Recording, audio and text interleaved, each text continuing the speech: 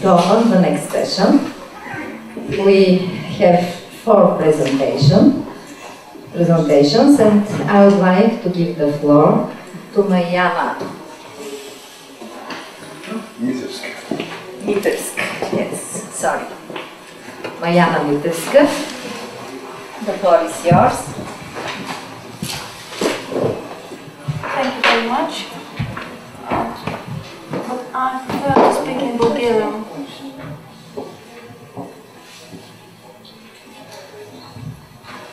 There is no problem because I think so. Well, thank you. We have our guests. Миналата година, горе-долу по това време, имах възможността да отида до бизнес училището в Манчестър и там да изкарам около 2 седмици. Успях да присъствам на различни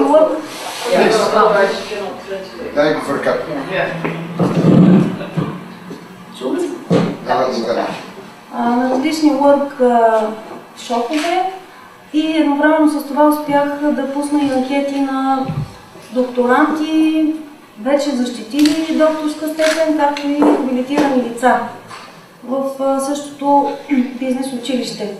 Завръщайки се тук при нас, в нашето училище също пуснах анкети. Те бяха за организационната култура и конфликти, стратегии за разрешаване на конфликти.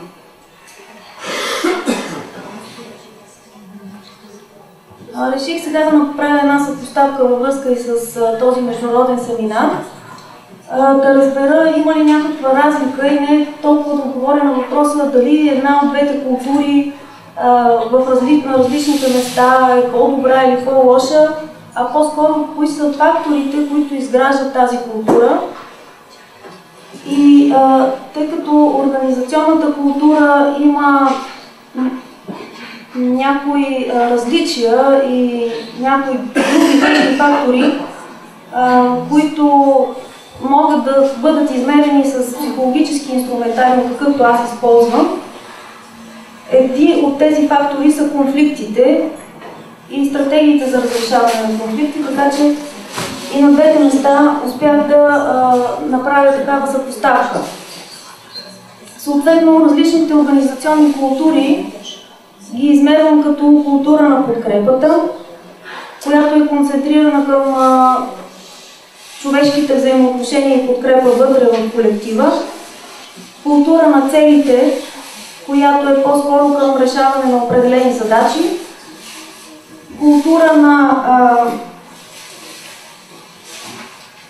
4 типа култури. Бяха иновационна култура, разбира се, която се свързва с гъвкавост, с прилагане на различни видове технологии, както и култура на правилата, която е характерна по-скоро за спазване на различни стандарти и власт, съобразяване с властите и авторитети на работното място. Използвани са 3 вида инструментариум. Както вече споменах, единия за организационната култура, другите два са за конфликтите и правя съпоставка и търся корелация между култура и конфликти на двете места. Конфликтите се разглеждат като 3 вида ролеви, т.е. хората на работното си място разбират ли ролята си и длъжностната си характеристика, групови вътре в групата, какви са отношенията, както и междугрупови конфликти. Стратегиите за разрешаване на конфликти са 5, които се изследват от специфичния въпросник на Рахим Афзал. Съответно, отстъпваща, доминираща, избягваща, компромисна и интегрираща. Самите стратегии говорят за начина, по който се разрешават конфликтите на работното място.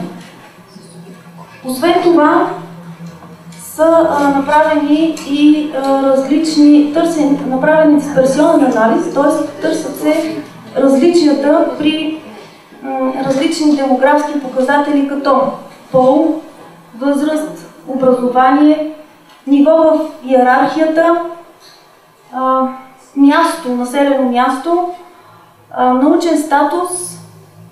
Мисля, че това бяха основните демографски показатели, които се изследват с този въпросник. От дескриптивната статистика се вижда, че големи различия в културите на двете места няма. Може би повече в Манчестър е насочено към преследване на конкретни задачи и към спазване на точните уговорки и срокове, докато при нас по-скоро с съобразяването с иерархичната стълбица или с нивото на иерархия в организацията.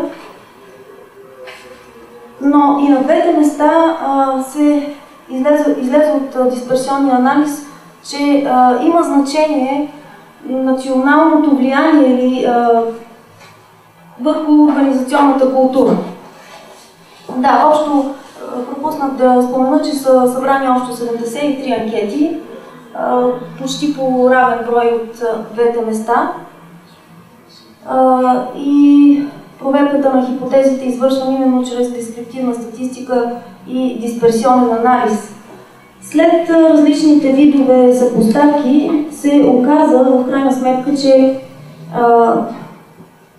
пола, възрастта нямат такова голямо значение при вземане на генерални решения, както и за организационния климат на работното място, но образователния статус и трудовия стаж, както на работното място, така и общия трудов стаж имат значение, а при конфликтите и стратегиите за разрешаване на конфликти значение оказва и броя на хората в групата под 10 или над 10, специално когато става дума за разрешаване на ролеви конфликти. Изводите, до които достигнах, са, че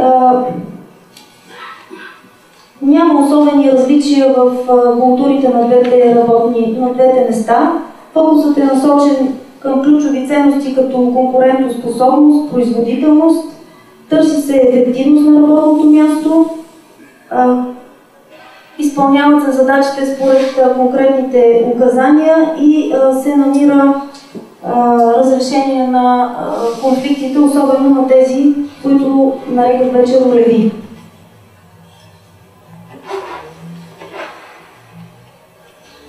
Ако имате някакви въпроси, с удоволствие ще ги изслушам и ще се опитам да отговоря.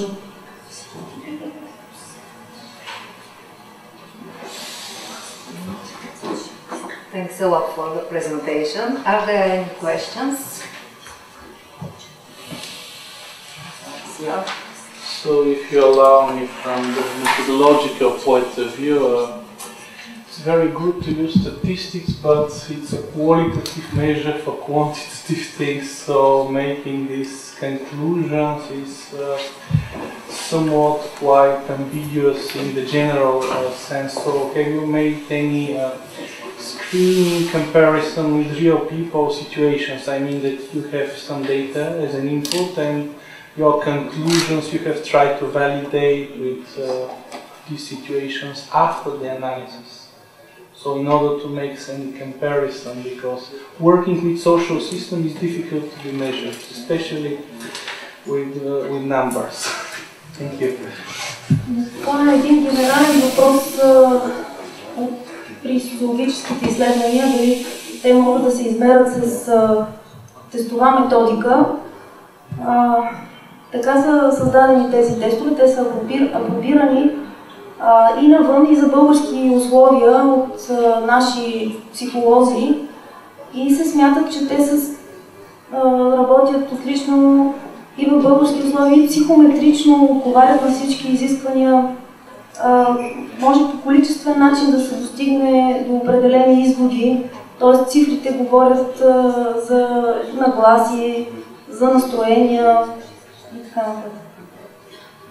Това е една тенденция нова, може да се каже, че нещата се разбират и по цифрите. Нова, колко да е нова? Около 15 години долу. Any other questions? there is no. I would like to thank you very much.